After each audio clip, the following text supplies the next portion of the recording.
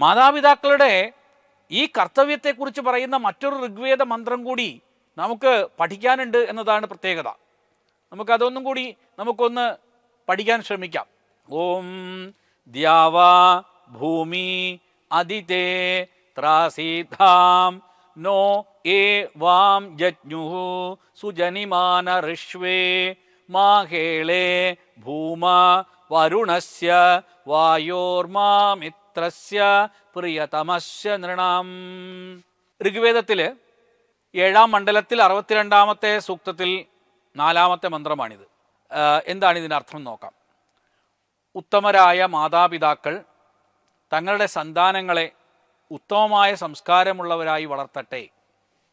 നമ്മൾ പലപ്പോഴും നല്ല സംസാരമൊക്കെ ഇങ്ങനെ പറയും.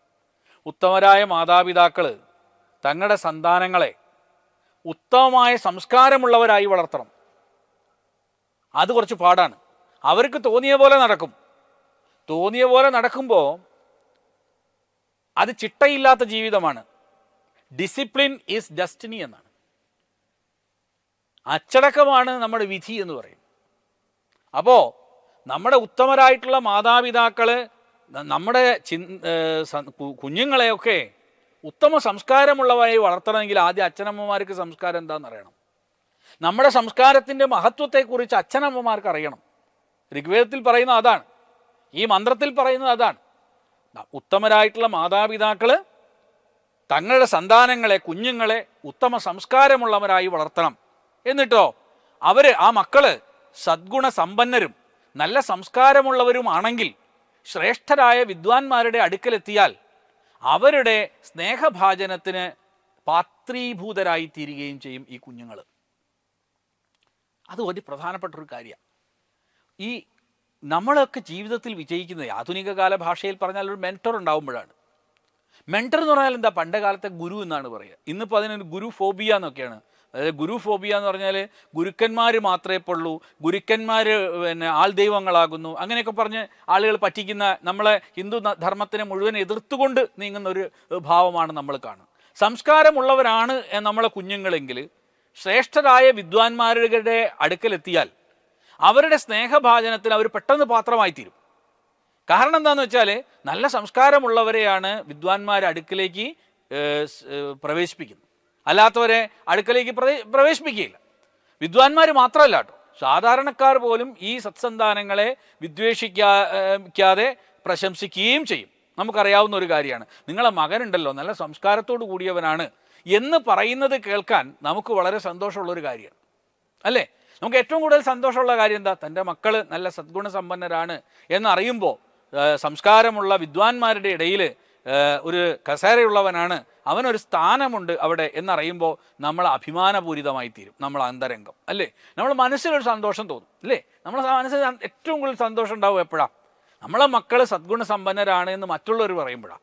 നല്ല സന്താനങ്ങളുടെ കൂടെ, നല്ല സംസ്കാരമുള്ളവരുടെ കൂടെ തൻ്റെ സന്താനത്തിന് ഇരിക്കാൻ കഴിയുന്നു, അവനൊരു ഉത്തമമായ സ്ഥാനം ലഭിക്കുന്നു എന്ന് കാര്യം പറയുമ്പോഴാണ് നമ്മൾ ഏറ്റവും കൂടുതൽ സന്തോഷിക്കുന്നത്, അല്ലേ? അപ്പോൾ സദ്ഗുണസമ്പന്നരും നല്ല സംസ്കാരമുള്ളവരുമാണെങ്കിലുള്ള കാര്യമാണ് കേട്ടോ ഈ പറഞ്ഞത്. ഇങ്ങനെയുള്ള കുട്ടികൾ മുതിർന്ന അച്ഛനമ്മമാരാകുമ്പോഴും തങ്ങൾ പഠിച്ച ഈ സംസ്കാരത്തെ വിട്ട് കളയാതിരിക്കും എന്ന് നമുക്ക് ഉറപ്പിക്കാം. കാരണം അവരെ ആ സംസ്കാരം പഠിപ്പിക്കുക, അതിനെ നിലനിർത്താനുള്ള സ്വാധ്യായവും അതുപോലെ തന്നെ വളർത്തുശീലങ്ങളും ഒക്കെ കൊടുത്ത് കുട്ടികളെ നമ്മുടെ സംസ്കാരത്തോട്, നമ്മുടെ ഭാരതീയ സംസ്കാരത്തോട്, വൈദിക സംസ്കാരത്തോട്, നമ്മുടെ ചിന്തകളോടും ഒക്കെ വളരെ അടുപ്പമുള്ളവരാക്കി വെക്കുക. അതിനെന്താ കാരണം? നമ്മുടെ സംസ്കാരം പറയുന്നത് എന്താ? നമ്മളെ സംസ്കാരം പറയുന്നത് മാതൃദേവോ ഭവ, പിതൃദേവോ ഭവ, ആചാര്യദേവോ ഭവ, അതിഥി ദേവോ ഭവ. ഇങ്ങനെയാണ് നമ്മളെ സംസ്കാരം, അല്ലേ? നമ്മളെ സംസ്കാരത്തിൽ അച്ഛനമ്മമാരെയും അതിഥികളെയും ആചാര്യന്മാരെയും ഒക്കെ സംസ്കാരത്തോടു കൂടി കാണുകയാണ്. ഇപ്പോൾ കഴിഞ്ഞ ദിവസം ഞാൻ പത്രത്തിലൊരു വാർത്ത വായിച്ചു. കൊറോണയ്ക്ക് ശേഷം അമേരിക്കയിൽ വീടുകൾ വാങ്ങുന്നവരുടെ എണ്ണം കുറയുന്നു, വീട് വിട്ടുപോകുന്നവരുടെ എണ്ണവും കൂടുന്നു. എന്താ കാരണം? അവരെല്ലാവരും സ്വന്തം അച്ഛനമ്മമാരെവിടെയാണോ താമസിക്കുന്നത് അവിടേക്ക് ചേക്കേറാൻ തുടങ്ങിയിരിക്കുന്നു. അച്ഛനമ്മമാരെ നോക്കേണ്ടതുകൊണ്ട് കൂടി മാത്രമൊന്നുമല്ല, അങ്ങനെ കരുതരുത്, മറിച്ച് സാമ്പത്തിക ലാഭം ഉദ്ദേശിച്ചാണ്. എന്താണ് സാമ്പത്തിക ലാഭം?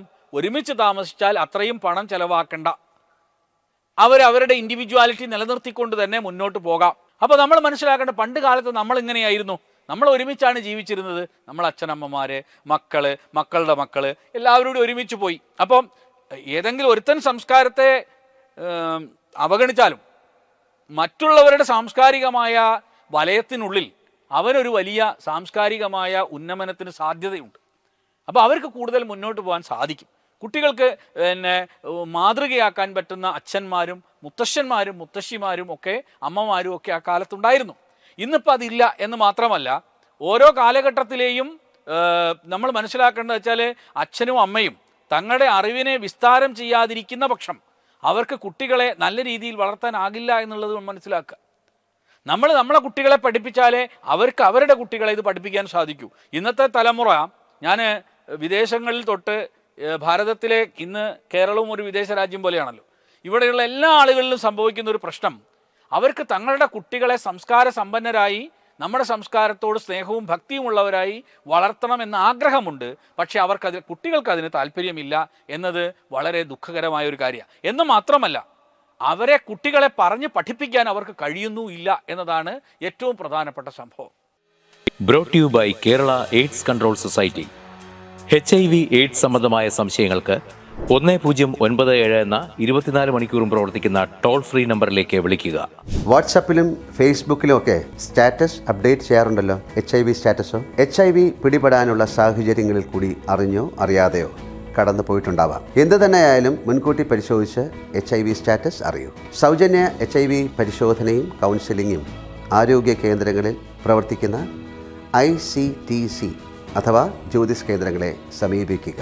നിങ്ങളുടെ സ്റ്റാറ്റസ് എന്തായാലും വിവരങ്ങൾ രഹസ്യമായി സൂക്ഷിക്കുന്നതായിരിക്കും.